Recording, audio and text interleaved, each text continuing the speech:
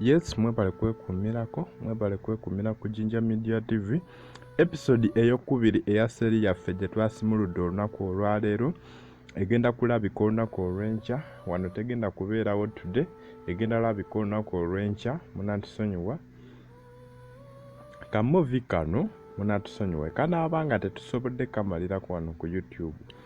Tulina channel endala gye tulina eyitibwa Elite Films, tujja kamalirako awo. Ngenda bawa direction byonna ebigenda okuddirira kasa tunaaba nga tukanyumiddwa nze nga mungamba naye nga tuteekwa okamalirako wano inshallah.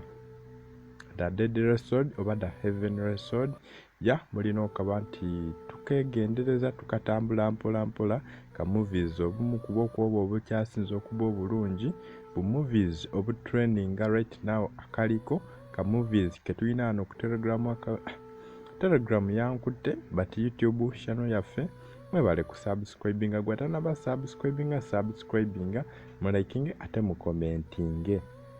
Kano twakasimuludde twagala tukatambule mpola paka tunakamalako.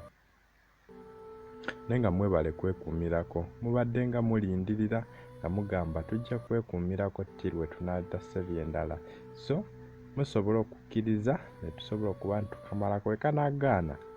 Kyangu nnyo okukyusa channel tugamba nti tuvudde ku Jinja Media TV tugenze ku Elite Films Uganda, tugenda zirabira ku channel eyo movies esinga obungi. Naye channel eyo ngenda pa directinga tusobola okuba ntugijoininga.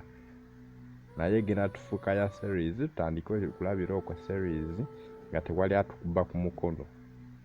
Emu tugenda speed series, tugenda zisabula nga zibeera nga eza wano. Tulaba emu eno yennyini tugenda giba wana yeetaago giraba ku Telegram gyeri eno gyeri mu full movie ku Telegram yaffe.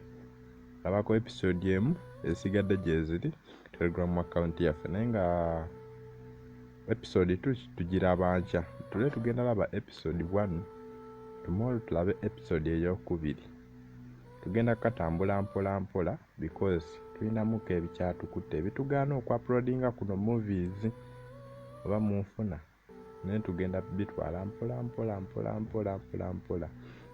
Thanks for following.